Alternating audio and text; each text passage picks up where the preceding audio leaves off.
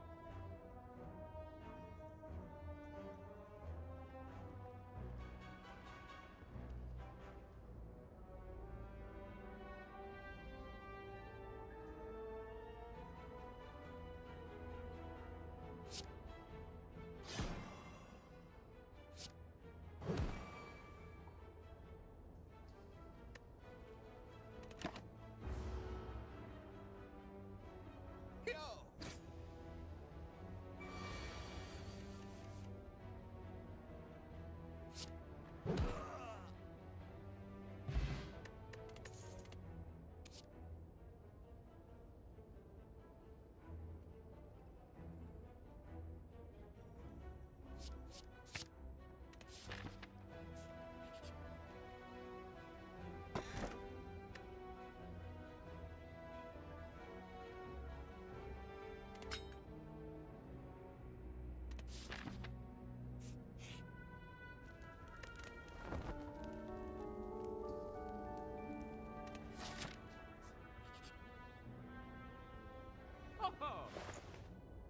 Ah!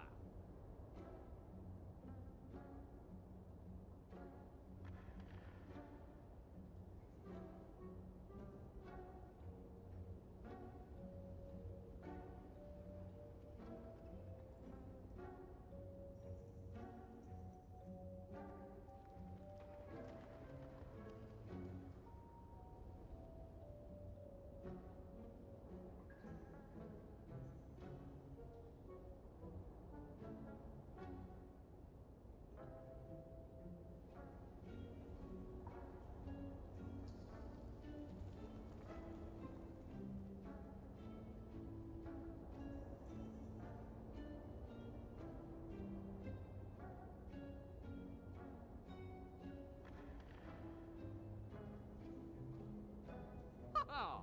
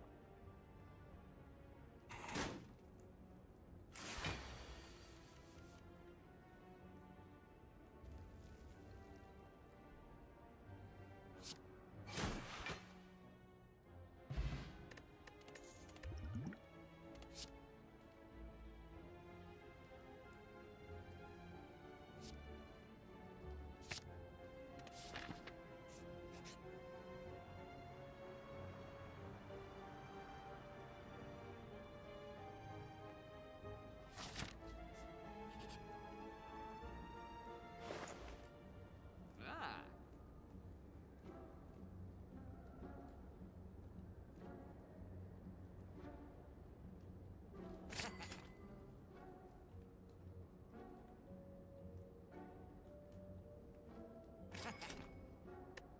Ah.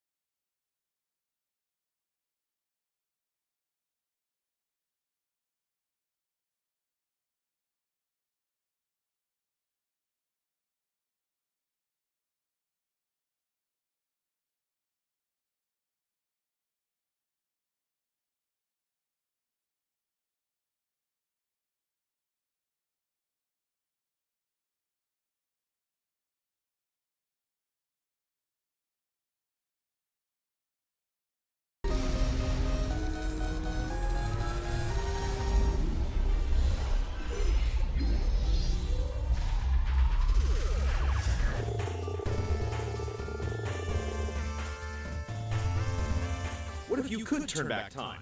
What if time was like a river? What if it really does heal all wounds? Super Time Force seeks to answer all these cliches and unabashedly presents many more in the context of a cheeky, pixel-rich, side-scrolling shooter that looks like a crazy cartoon Contra.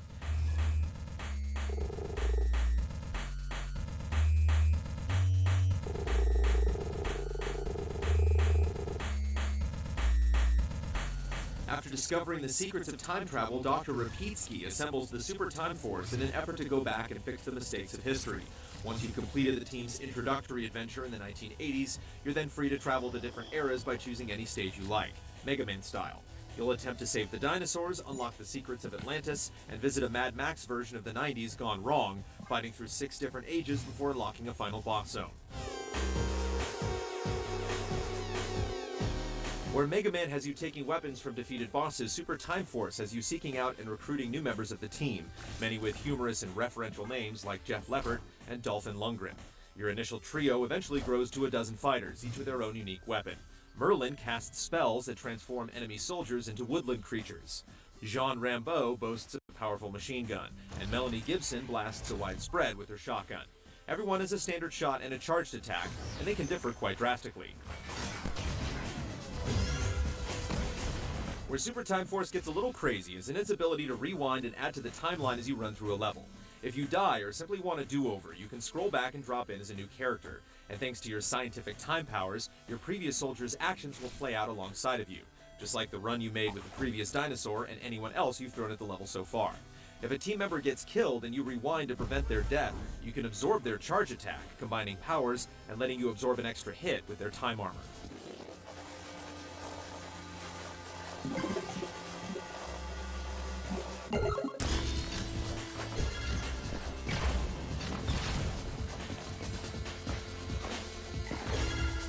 When the system is working at its best, it's a bit like creating tracks in a music program.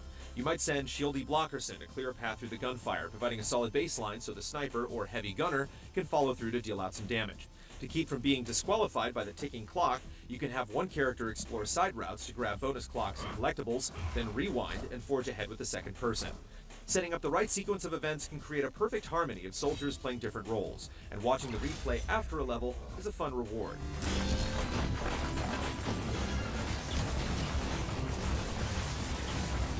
However, there really isn't much need for careful planning or nuance until the game's final chapter. Much of the time, things can feel a bit messy as you die, rewind, and then die again as you inadvertently spawn in the line of fire. The rewinding mechanic is necessary for completing certain sections of the game, but there are times that it can feel like it gets between you and the gunplay. Boss fights especially come down to laying down layer after layer of gunfire until there are enough bullets filling the screen for you to defeat your foe in seconds.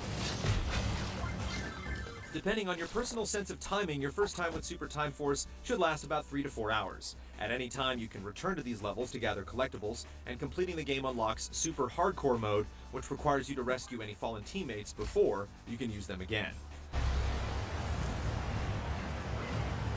In all, Super Time Force is a humorous romp through the ages, but the core rewinding mechanic that makes it different fosters a love-hate relationship. It's both an asset and an obstacle, but with tons of characters and a quirky storyline, you'll find the space and time to enjoy yourself.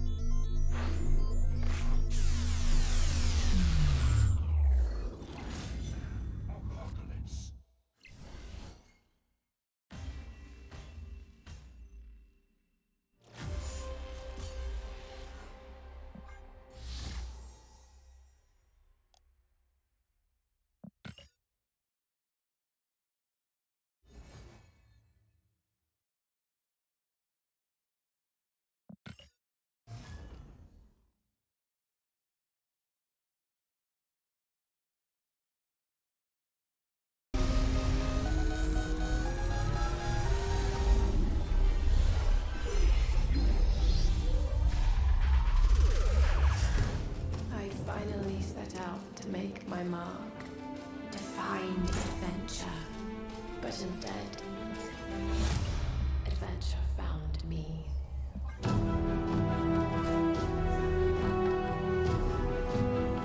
The new Tomb Raider goes back in time to create a character arc for Lara Croft, attempting to reboot and redefine one of gaming's legitimate pop culture icons. With this goal in mind, the game tells a deliberately crafted story between tightly controlled, death-defying action sequences defined by breakneck forward momentum, bloody battles with man and beast, puzzles solved through manipulation of your physical environment, and open areas to explore and master. So hungry. I need to find something to eat. It's a highly enjoyable, often skillfully executed game, exhibiting all the traits of a modern blockbuster. Adherence to established tenets of contemporary game design often pays off in an impressively detailed world, thrilling action sequences, and a sense of growth enabled by experience points and equipment upgrades. The way forward is often indicated by waypoint markers, when it's not straight ahead through a breakneck set piece, but it's refreshing when you're let off the leash, and the mysterious island you're marooned on is beautifully convincing and has an appreciable sense of interconnectedness.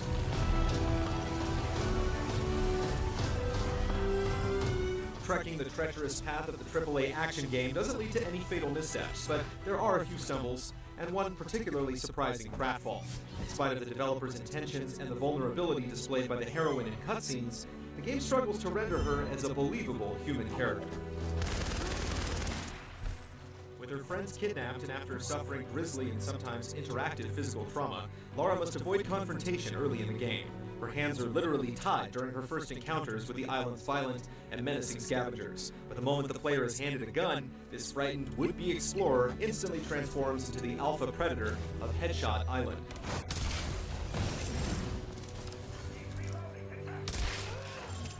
This isn't the first time that a likable hero has snuffed out countless lives in the name of adventure, but the sheer repetitious viciousness involved in slaughtering hundreds of shipwrecked survivors turned sinister cultists pushes the material beyond pulp or even exploitation cinema toward unintentional comedy.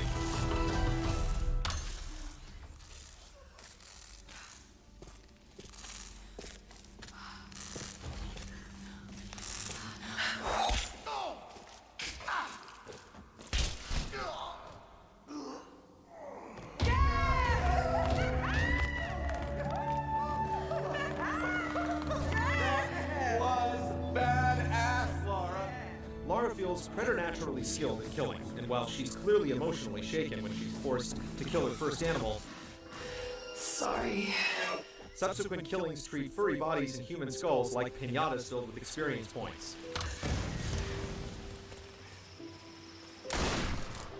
When you kill animals not because Lara is hungry, but because you're hungry to level up, and when a precise shot to the head or a brutal execution literally earns you a bonus, the gravity with which the story treats Lara's character growth becomes a joke, with all the carefully plotted nuance and drama of flicking on a light switch.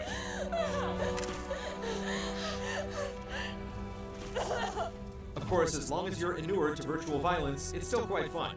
Tomb Raider gives a comfortable, precise feel to aiming your weapons, and a simple but satisfying dodge mechanic enables highly effective counterattacks. Ammo is everywhere, and you can use a combination of stealth, timing, and marksmanship to masterfully come out on top of just about every situation. You have some choice over when you unlock specific weapons and skills, but once Lara gains the ability to swing at enemies with her climbing axe, and starts to MacGyver up her weapons using scrap iron and animal parts you pry from the environment, the challenge can start to lag. When it comes to violence, Lara not only deftly deals it out, she can certainly take it. The severe physical abuse the game heaps on her when the story calls for it is nothing short of gratuitous.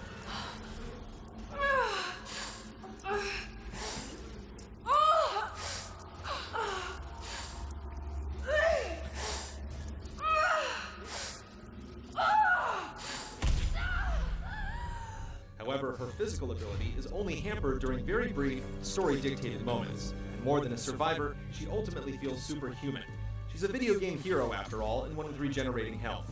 Just watch out for large, sharp objects. Tomb Raider continually emphasizes violent conflict, with the vast majority of Lara's upgradable skills and gear modifications meant to make you a more efficient killer, or else simply increasing your loot-earning efficiency. You'll also find yourself gradually acquiring new tools that allow you to reach new places, bypass obstacles, and create new paths in your environment using your bow and a bit of rope. Fire plays a big role as well, with frequent prompts to light something up. Show us the way! The necessary ability to teleport between campfires to reach previously visited areas is convenient, but notably less impressive.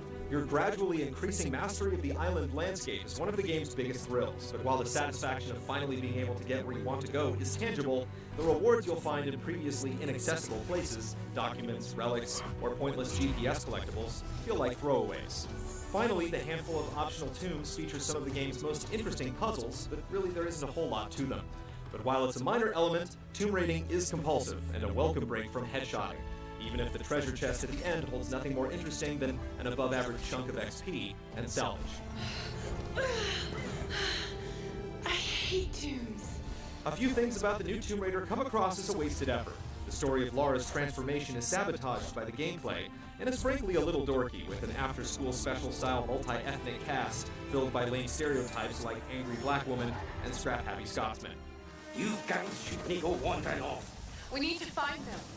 No, wait. What about Raw? Likewise, a multiplayer mode, which nobody familiar with Tomb Raider would expect or even think to ask for, is competent but utterly unremarkable, requires underpowered newbies to grind for more effective weapons and perks to level a wonky playing field. The minimal payoff from the overblown mismatched story and tacked-on online target practice barely amount to the value of a single raidable tomb. And it's easy to imagine the resources spent on these elements being better utilized to bolster the game's many strengths.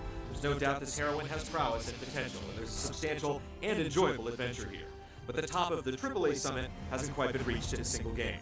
If Tomb Raider can overcome its identity crisis and focus its efforts, Lara could reach even higher. Right. Need a signal.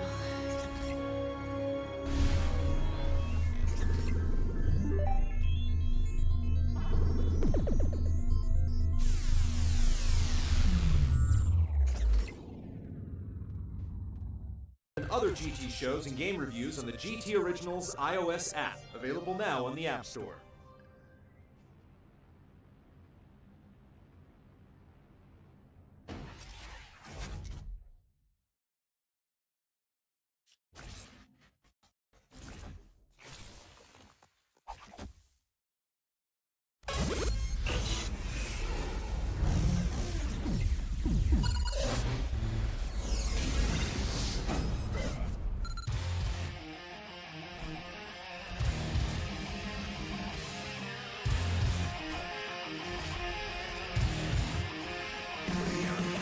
The first skate burst onto the scene back in 2007 with its analog stick-driven flick-it controls, effectively sending the Tony Hawk franchise into retirement.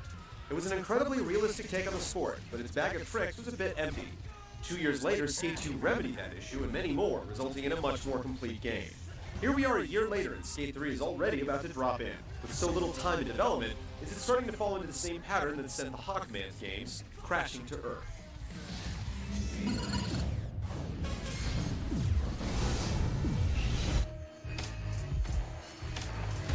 The story's really taken a back seat in Skate 3. There is one, but after the initial setup, it basically disappears. Already on top of the skate scene and having returned San Vanalona to a Ripper's Nirvana, it's your job to start your own company and promote it by skating every which way but loose across Fort Carverton.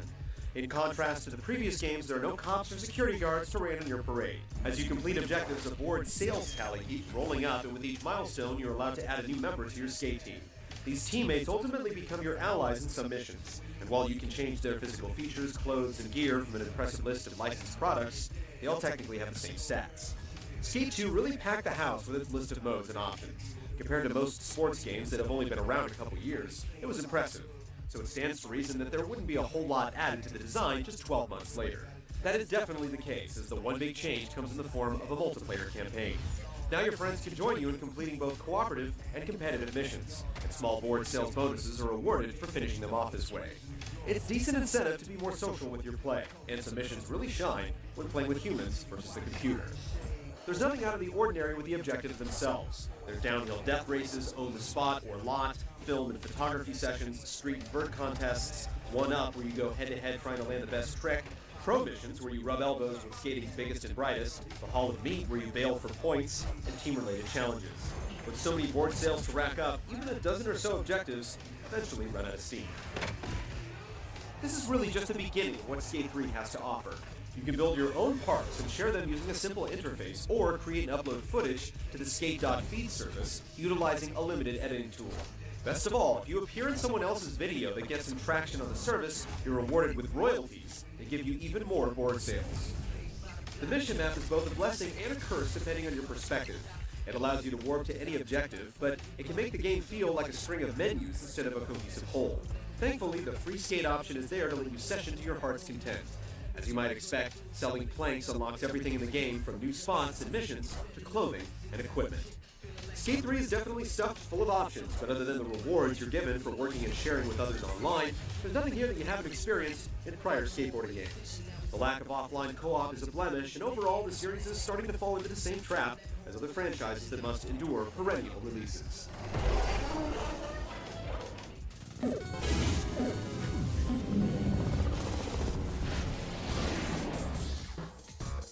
The biggest complaint with prior Skate releases was the difficulty.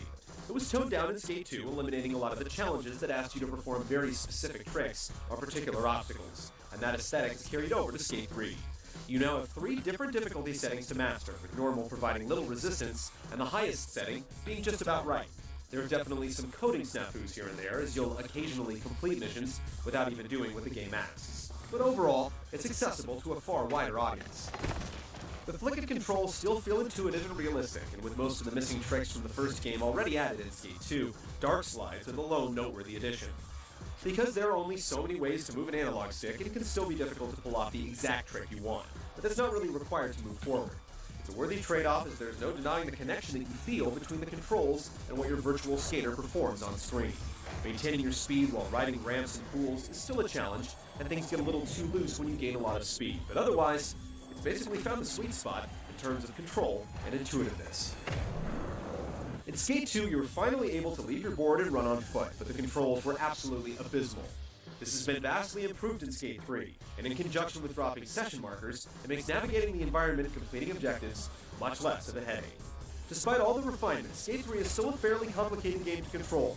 It requires precision timing and features few player assists. That's also what makes it feel so great when you finally get it down.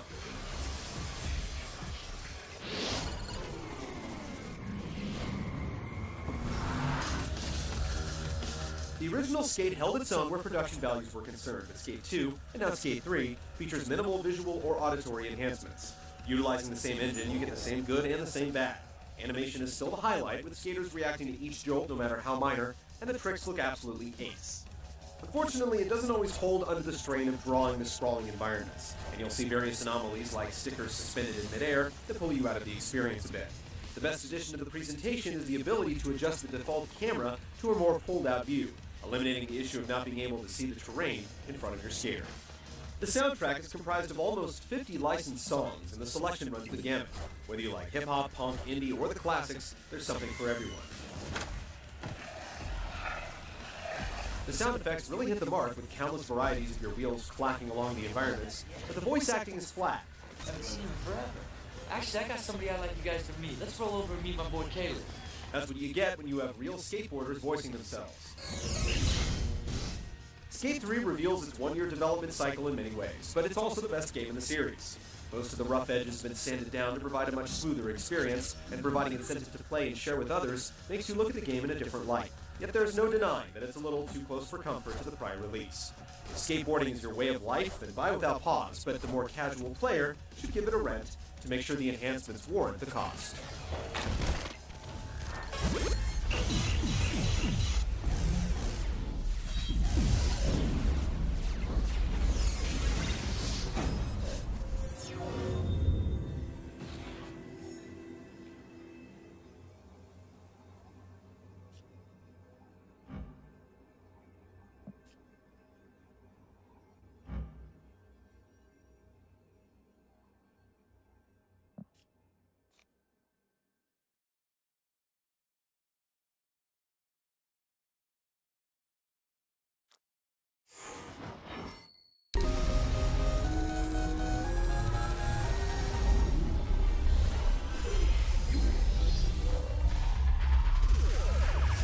Drink.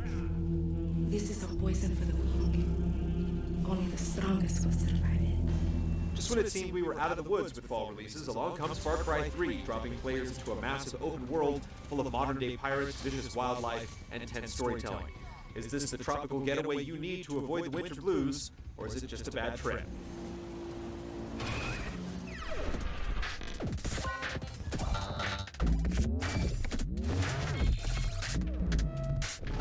Did I ever tell you the definition of insanity? Jason Brody's world has just been ripped away from him. While partying in the South Pacific, he, his brothers, and his friends are kidnapped by human traffickers, itching to sell him to the highest bidder. A narrow escape lands Jason in the care of a local tribe who teach him how to fight back, hoping that his struggle to rescue his friends will help them flush out the pirates from their land. The definition of insanity. At its core, Far Cry 3 asks, how far will you go to save your friends? And while you have little influence on Jason's path, it's fascinating to watch him go deeper down the hole. The killing, drugs, and dirty deals reshape his motivations, causing him to grow callous to those he loves. However, it's the performances of the other characters that steal the show. As despicable as villains like Buck and Vaz may be, they possess an inherent likability, and the mind games they play create an air of anxious tension. Jason, come on. Pull the trigger. Come on, look. Pull the trigger!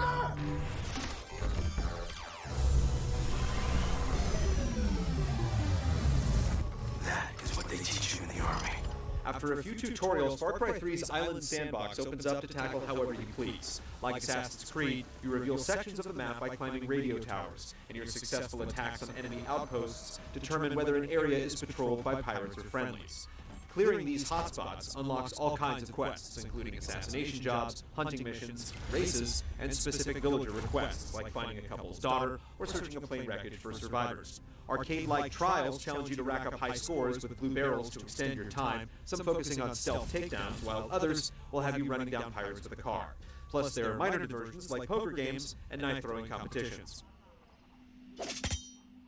Your advancement is represented by mystical tattoos, and as you level up, you'll gain all manner of perks, like health upgrades and new combat options like knife throwing and chain takedowns. What skills you have available is determined by how far in the story you progress, and while they're split into 3 trees, your choices only matter a little, as you'll easily acquire all the tattoos before the next tier becomes available.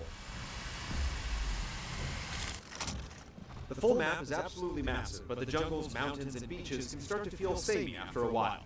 However, the story missions do a good job of mixing it up, taking you to ships, eroded World War II bases, and buried Chinese ruins. The ever-present loot and collectibles are only as worthwhile as their value in cash or XP. However, hitting progression benchmarks does net you some great signature weapons. In all, a well-rounded journey through the campaign takes about 25 to 30 hours, still leaving plenty of tasks and territory to explore. In addition to the main story, Far Cry 3's 4-player co-op mode follows a separate group of characters through 6 linear missions. Pushing through each section is a matter of survival as waves of enemies flood in, and sometimes you'll have to protect vehicles or teammates carrying heavy explosives. Each mission breaks up these endurance rounds with a lighthearted competition as you rush to snipe enemies or ferry items on ATVs. This one's mine. Competitive multiplayer also focuses on team play in 4 different modes, most offering different variations on capturing and defending territory. Scoring for your team earns you points toward killstreak-like support abilities, letting you scout enemy movements, spread poisonous gases, or call in devastating airstrikes. There are only 10 multiplayer maps, but robust creation tools give you loads of assets to work with, letting you insert roads, structures, animals, and enemies. Want a manta ray floating through a mountain field? You can do that. After passing a basic check, your map is then open for others to try, potentially landing on playlists chosen by the developers or the community. Earning multiplayer experience gives you more guns to choose from, and each gun levels up with use, unlocking scopes and mods. But you can bypass some of the grind by decoding digital packages you earned after every match. Selecting one of these items starts a countdown, and once it's complete, you'll get a set of random rewards that may include high-level guns, mods, or just raw XP. This is some magical shit.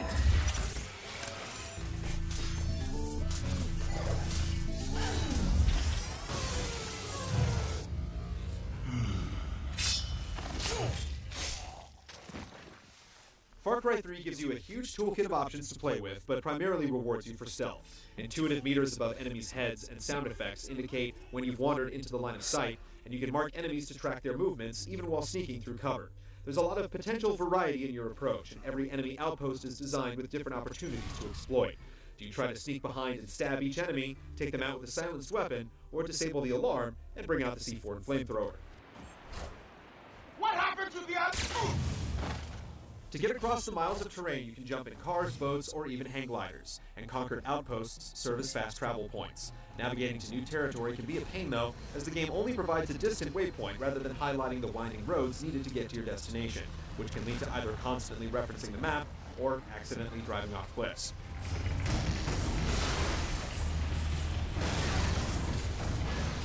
Hunting and gathering are also a big part of the game. You increase your carrying capacity by crafting wallets, weapon holsters, and ammo pouches from the skins of specific animals. Meanwhile, plants are used to craft medicines whose effects range from basic healing to extending underwater dives. The ecosystem isn't in a vacuum either. Blasting a shotgun at a flock of goats may alert unseen soldiers, or you might find an opportunity to release a caged tiger or Komodo dragon to kill an enemy for you. Co-op play doesn't offer anything near the versatility of the single-player game. You're limited to 2-weapon multiplayer loadouts, and there's little opportunity for stealth before the swarm starts streaming in. You're funneled into small play areas, and the game takes your gun away if you cross borders, even though pirates regularly hang out on the other side. The AI is a notable step down from single-player, either oblivious as you walk up and stab that in the face, or omnisciently aware of your every move. While there is a 2-player split-screen option, groups under 3 will have a tough time with the overwhelming numbers and cheap shots like snipers spawning behind your group and dogs that come out of nowhere.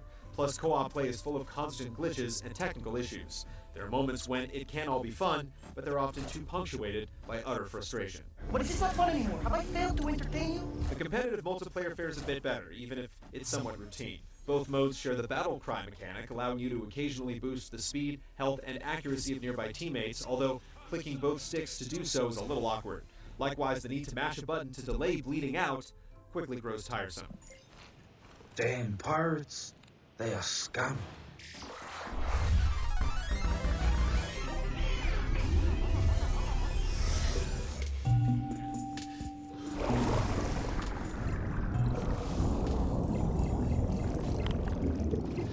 Far Cry 3's dense jungle environments have a vibrant, almost cartoonish color palette with light filtering through the canopy and gorgeous sunsets, but performance can be rough at times, especially on consoles. The fire tech from the previous game returns, as evidenced by the flames that spread through burning hillsides or the pirates' hemp fields. Of course, there's also a gaggle of humorous glitches you'd expect from an open-world game, including enemies popping into the sky, confused AI drivers, and dancing corpses. But in our experience, these rarely interfere with gameplay. You're getting noticed on the Island Racing League. You must be good behind the wheel. The character monologues are easily the game's high points. The detailed animations, the way characters look you in the eye, and the flow of the voice acting all work together to pull you along for whatever story each person has to tell. The musical score features a solid main theme, but the electronic combat pieces can get obnoxious and overbearing at times, especially when you're trying to be stealthy.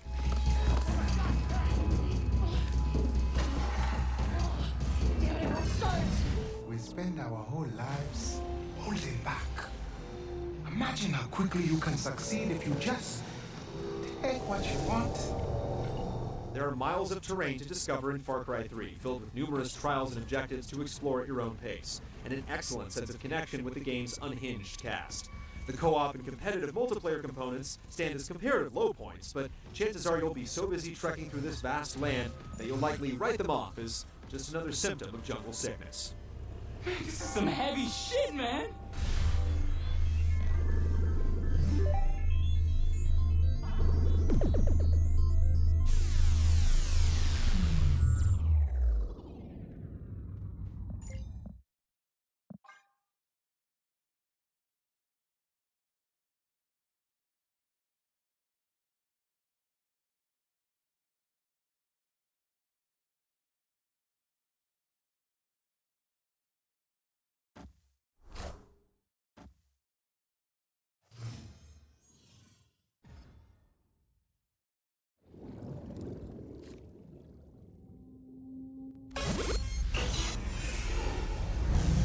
I'll do any dirty work you throw at me.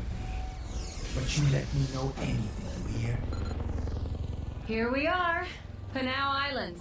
Southeast Asia's best kept secret. It's agency territory, right? US friendly. Not anymore. Just Cause 2 is a sandbox-style game that pitches technology directly to gameplay. The result is physics-driven action in a huge and impressive world that seems built for screwing around with destruction. Back from there!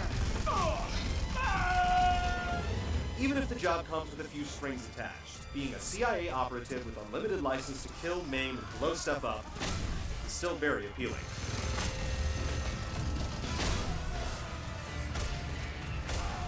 No, wait up!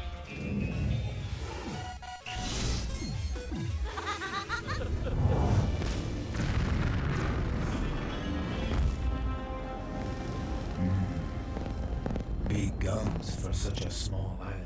Rico Rodriguez is the character you control in Just Cause 2, and he's the guy in all the cutscenes, but it's tough to call him the star of the game. The game's tone is only consistent in its cheesiness, with bad writing and goofy lines. I hate ninjas. Making it hard to care about what's going on behind the scenes. President was assassinated by the new president. It's no big loss if you skip through all the story stuff. Adios! No matter what you're trying to accomplish, Rico's modus operandi is to turn men into corpses and functional objects into smoking piles of rubble. If you create enough chaos, things will work themselves out eventually.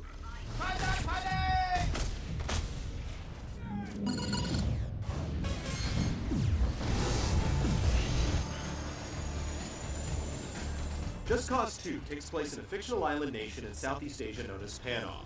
The undeniably huge open-world environment is your personal playground, and you can travel anywhere without restriction using various modes of transportation. The actual state of the world is influenced by the amount of chaos you've caused. Random destruction and storming strongholds unlocks more missions with criminal factions, which in turn helps to unlock special agency missions that drive the story. Building the chaos in this way unlocks items in the black market and increases the opposition's strength. That mounted gun! Hysteria to strength! Locations are only revealed when you personally set foot in them, so while the game's story will send you to specific places, curiosity and random luck will determine how much of the game world you'll actually end up seeing. Each place has its own completion stat tied to the destruction of government property and the collection of hidden upgrades and cash stashes used to upgrade and purchase weapons and vehicles. The small amounts of bonus cash and chaos you obtain from methodically clearing a location may motivate some players, but this OCD-style behavior is entirely optional. Now, we'll have some fun. In terms of stats, completion, and the overall level of stuff to do, Just Cause 2 is huge. There's a whole lot to accomplish, and the way the environment is built makes exploration rewarding and screwing around hugely entertaining. No alternate modes or cooperative play, but there's plenty to keep you entertained if you explore all the interesting possibilities.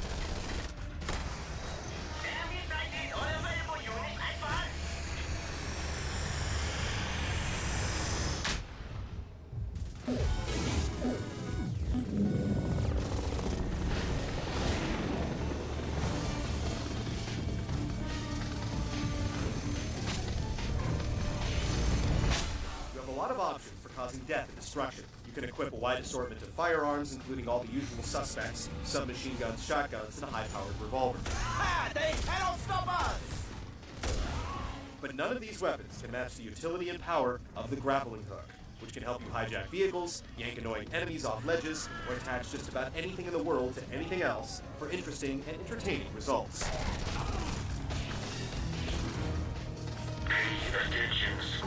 The grappling hook can also be used in conjunction with your parachute to propel you across the world with a surprising level of effectiveness, making vehicles, which can be a lot of fun in their own right, less of a necessity.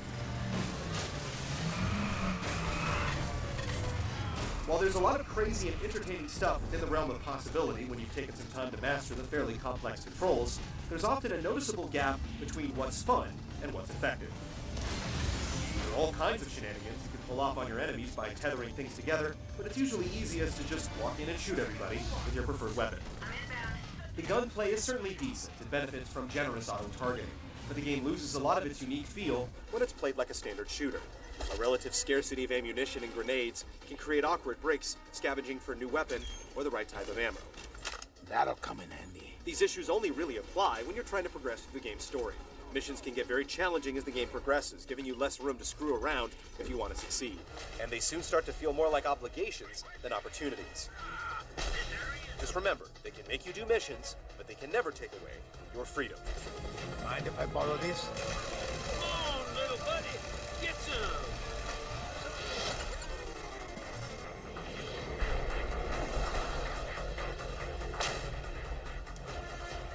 Sound design, cutscenes, and character models are all workable, but there's one element of the presentation that Just Cause 2 can brag about. The game takes place in a world that is hugely impressive in the scope and detail of its geography. Views from the air are particularly amazing, and the fact that you can physically put yourself on top of any point on the map is very cool. The game's physics also make an impression. Forsaking realism in favor of simply allowing awesome stuff to happen, it's the technology that really gives the game its identity.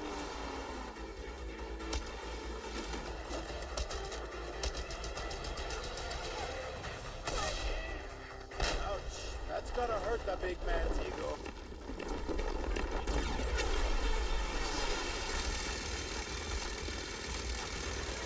Just Cause 2 is an amazing world rich with gameplay possibilities, with a merely decent game tacked onto it. Glad to see you two have kissed and made up. Your enjoyment will directly depend on how much creativity and time you invest in the experience. If you're interested in causing chaos and playing around with physics, the game is easy to recommend. You're able to do things here that you won't find in any other game. As long as you don't come to Panau looking for friends, dramatic revelations, or a clear sense of purpose, you won't be disappointed. Hey, unless you two are bulletproof, I suggest a quick exit.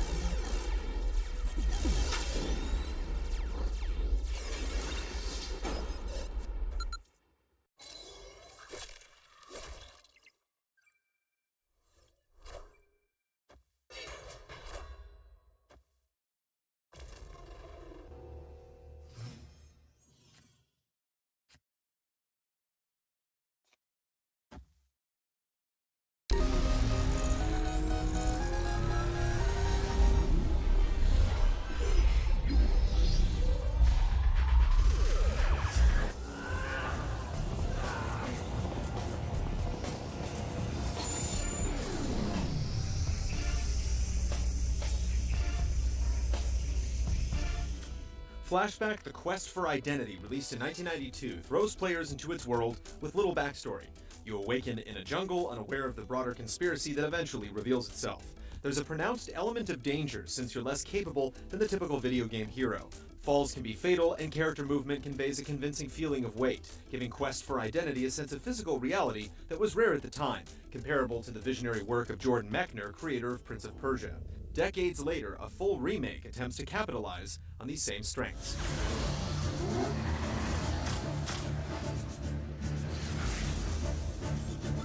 But while Prince of Persia found success, sequels, and rebirth, it seems Flashback is destined to fade into distant memory. In this remake, every detail lifted from Quest for Identity, such as the overall story and deliberate feel of movement, is tarnished by additions that are simply pointless or actually make the game worse. Vector Cell's attempt at revitalization is nothing short of a mess, missing the appeal of the original and making only minor improvements to a design that feels understandably dated. The new Flashback does add analog control, which makes moving around much easier since there's no longer a need for a separate run button. Indicators now mark which ledges you can and cannot jump to, removing much of the trial and error of before. Targeting enemies is also much easier with the ability to fire at any angle, and a laser sight clearly gauges where your shots will hit. These tweaks don't fix one of the greatest problems from Quest for Identity: awkward and frustrating combat that is so intrusive it completely destroys the fun of carefully making your way through each environment. Small droids, the most basic enemies, hurtle themselves toward you, necessitating quick aiming and keeping your distance. However, because the remake tries to emulate the feel of the original, your character is too sluggish to fight effectively. Attempting to climb up to a different vantage point almost ensures you'll get hit because of the emphasis on animation. Many spaces feel so congested that it's often hard to dodge at all. Even when you're given ample room to duke it out, battles are extremely monotonous. There are only a handful of different enemies, and they all act very aggressively. Targets take far too many shots to kill, and this is especially true of the aliens you fight toward the end of the game. Not only can they take an obscene amount of damage, they spend most of their time in an untouchable form. These enemies are present in the original and are just as annoying, but the remake was a great opportunity to make the fights less aggravating.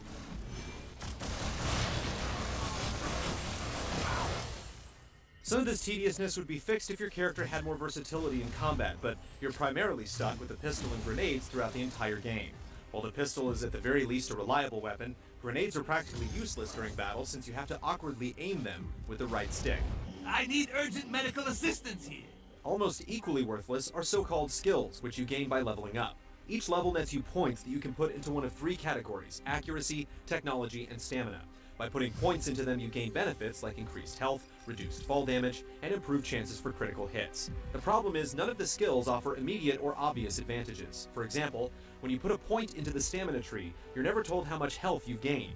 The payoff is so negligible that it's barely worth bothering with. While the narrative itself is largely inoffensive, the way it's told is clumsy at best. After awakening in a jungle, you discover that you're Conrad B. Hart, an agent for the Galaxia Bureau of Investigation.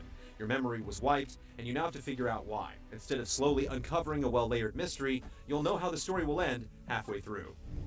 I seem like a really sharp guy. You're lots of things, but you're no fool. Just as predictable is Conrad's updated look, which makes him look like a cheap Nathan Drake ripoff without a shred of personality. Even worse than his generic look are the words that spew from his mouth. Lines like "awesome sauce," "awesome sauce," or "the only thing I'll ever be late for is my funeral" are dumb and awkward. It's obvious that these lines are meant to be cheesy since there's an element of camp in the original, but there's zero craft or consistency with the humor. None of it works. Clumsy narrative flashbacks are barely animated and mostly comprised of black and white comic images. These sequences feel cheap and don't begin to grab your attention, much less pull you into the story. Ah, damn. Okay, that hurts. Flashback is a disappointing game with little to offer. The original had its eyes toward the future, very deliberately trying to do things differently. Great remakes are able to adapt, modifying and expanding upon the previous game's ideas. Here, there's hardly more than recycled concepts and a total failure to capitalize on the first game's potential. Improvements are few, and many of the updates make things worse instead of better. There's no need for another flashback. The best thing to do is wipe your memory of this remake.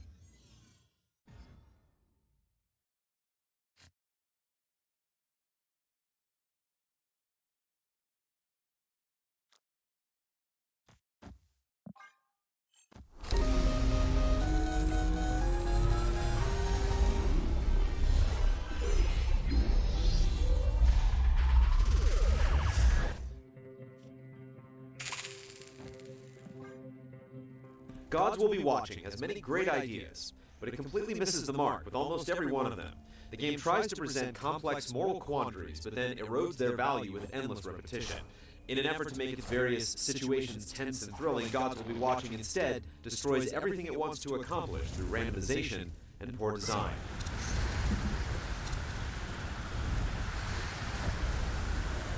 All of the game's problems can be seen in the very first mission. The character you control, Sergeant Burden, has gone undercover in a terrorist group known as Xenolifer. The group has broken into a science lab and is attempting to hack into Imperial computers for valuable intel. Your role is to oversee the hacking, keep 4 hostages in line, and ensure that security never gets close enough to apprehend you.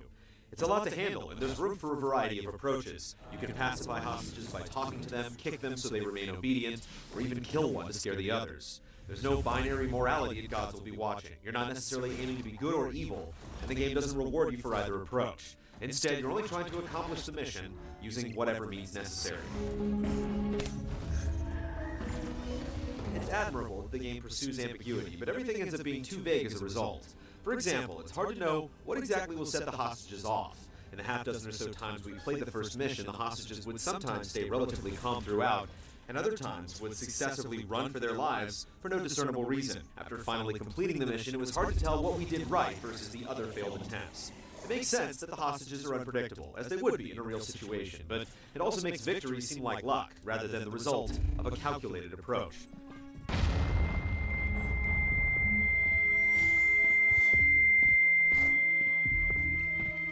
Perhaps it had nothing to do with luck at all. There was always a specific reason for why things happened the way they did. If that's the case, it's so hard to discern that it feels random even if it isn't. Gods Will Be Watching throws so much at you that a lot of valuable information gets buried, leading to nothing but frustration as you do the same scenarios again and again.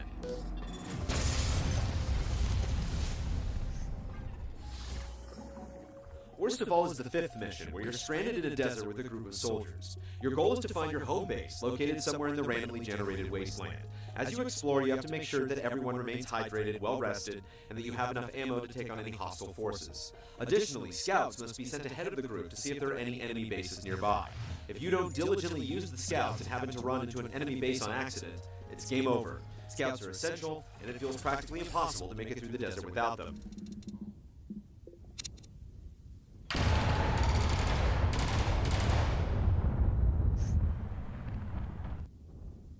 However, if you do send them out, there's a small chance they won't return. At 2 different times, we were nearly an hour into the mission when both our scouts disappeared. Without anyone to guide the group, eventually we stumbled upon an enemy base and had to restart the entire thing. Despite doing everything right up until that point, in both instances there was water and ammo to spare. We lost to what seemed like nothing more than a roll of the dice. It's one thing for a game to be challenging, but Gods Will Be Watching can potentially waste your time.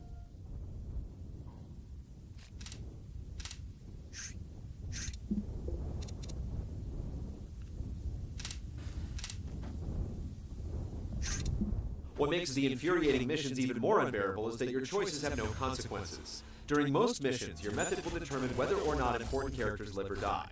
If they do die, it's hardly anything to be concerned about because they'll appear alive and well in the next mission, as if nothing happened. The reason for this is that some missions won't work if certain characters aren't around, an excuse that undercuts every single action you do. If your decisions have no lasting impact, it's difficult to stay invested in what's going on. Characters become tools rather than human beings, making the game clinical and often boring.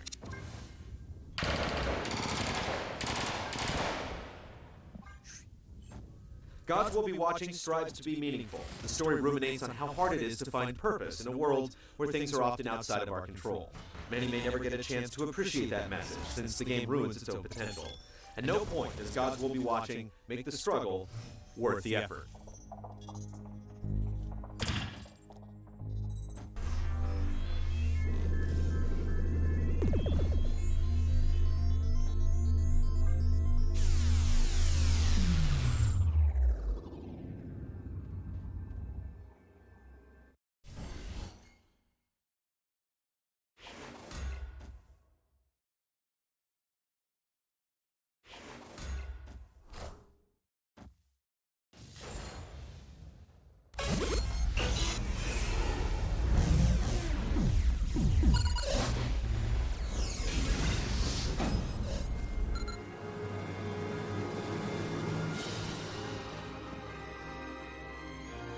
Typically known for their work with Square Enix on the Star Ocean and Valkyrie Profile franchises, developer Tri-Ace teams up with Sega for Resonance of Fate. Flashy gunfights, flashier wardrobes, and a unique world map certainly help it stand out from other RPGs. But does it suffer from a case of style over substance? We've got work. Where to?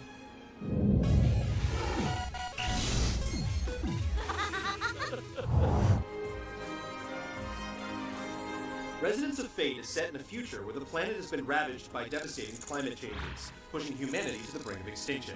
Thanks to the miracle of science and convenient plot devices, mankind finds salvation in the form of a giant tower called Basil. Among the inhabitants of this mechanical marvel are the game's 3 heroes, an odd group of companions making ends meet by handling dirty jobs for their upper-class clientele. They each struggle with dark secrets in their pasts, which come to light for better or worse by the time the ending credits roll. Rather than focusing on a huge, sweeping story, Resonance of Fate is built around self-contained chapters with scant few connections between them.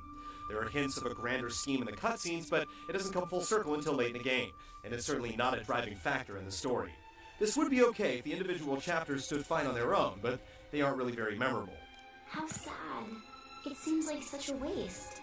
Instead, the main draw is the story behind the 3 protagonists, and that's only marginally interesting enough to hold your attention until the end. I'm used to being alone. Sorry, did you say something? If you're looking for a great story, in other words, you won't find one here. You're right. It's just a backdrop. Backdrop for what? Take a look.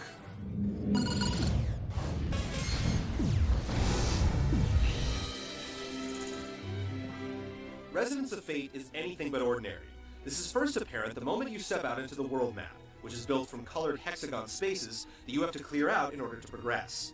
Hidden beneath these hexes are towns, dungeons, locales, and treasure, but it's not just as simple as forging a path to your next destination. You can also influence the properties of hexes by utilizing neighboring terminals, which unlock attributes when enough similarly colored pieces are connected together. It plays out like a board game, and it also promotes exploration and gives a nice sense of freedom as a side effect. Your adventure is broken up into 16 chapters, each filled with various missions. There's always a primary mission that will advance the story, but there's no shortage of diversions to keep you busy. Which one do you think we should take? Completing missions will earn you loot, money, and improve your guild hunter rank. These side objectives are completely optional, but many are worthwhile excursions you'll want to undertake. That's more delicate than glass, young lady. Battles themselves are very challenging, especially the boss encounters, which truly push your limits. And just when you think you've figured out a general strategy that works well, the game will change it up and throw something completely unexpected your way, forcing you to dig deep to emerge victorious.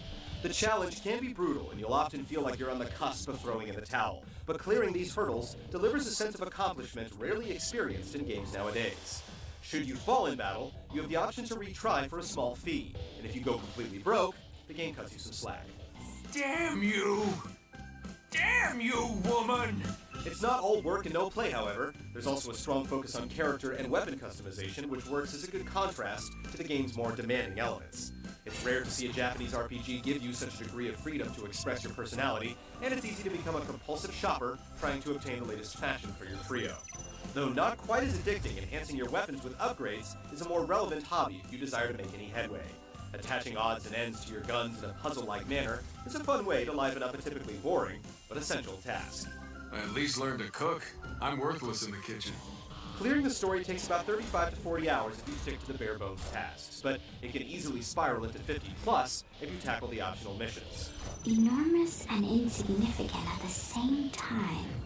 The difficulty kicks up relatively early, and it doesn't exactly get that much easier once you've got a handle on the mechanics. Expect a real challenge from start to finish.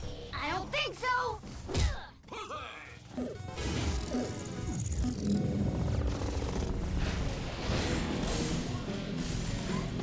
Combat in Resonance of Fate is built around one of the most complex and advanced battle systems we've seen in an RPG.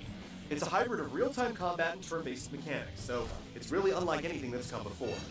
You'll take control of up to 3 party members at any given time, taking turns with each as you attempt to clear out the area of opposing forces. You defeat enemies by charging up your weapon to fire off rounds from a stationary position or while in motion during what's called a hero action. Additionally, certain weapons deliver either temporary scratch damage that regenerates over time, or inflict direct damage, which is permanent. Enemies don't remain stationary when you're in motion, nor do they cut you a break when you're trying to lock onto a target. And though performing a hero action grants you immunity from enemy fire, expending all your hero tokens triggers a critical condition that puts your party in an extremely vulnerable state. You'll also lose tokens if one party member receives too much damage. To avoid entering your critical state, it's imperative to replenish your tokens by slaying an enemy or completely destroying a part of their body. Since you have to take into account all these factors, winning a battle requires a very high degree of strategy. All I know is that we need to rid the place of some unwelcome guests. In addition to individual tactics, you're also able to combine your party members' actions into one focused tri-attack when you've accumulated enough resonance points over the course of the battle. You earn resonance points by crossing paths with another member during a hero action, and doing this in succession earns additional points. If at any point you break from this sequence, you'll be penalized and lose resonance points. When you have enough points, you can trigger the tri-attack and have all 3 characters continuously assault a target until your resonance count depletes. It can be tricky to coordinate an effective tri-attack, but successfully pulling it off can resolve a battle very quickly.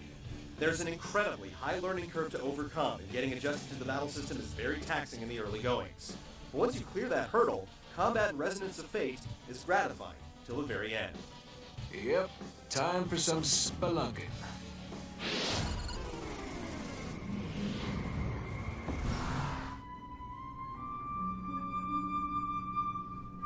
Resonance of Fate's steampunk art style serves the game well, and the stark, dirty environments really set the atmosphere. The character designs give a slight sense of deja vu to anyone who's played Star Ocean: The Last Hope, but the ability to customize your appearance and have it reflect in real time, especially during cutscenes, is a welcome touch. How about a makeover, Vacheron? Toughen you up a bit? The combat sequences are also very cinematic in nature, with a keen focus on flashy acrobatics and dazzling maneuvers.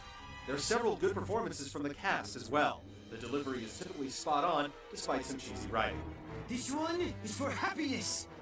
Eat this Heavenly Star Punch! Some of the sound effects and battle cries overstay their welcome, but the overall soundtrack is up to the task.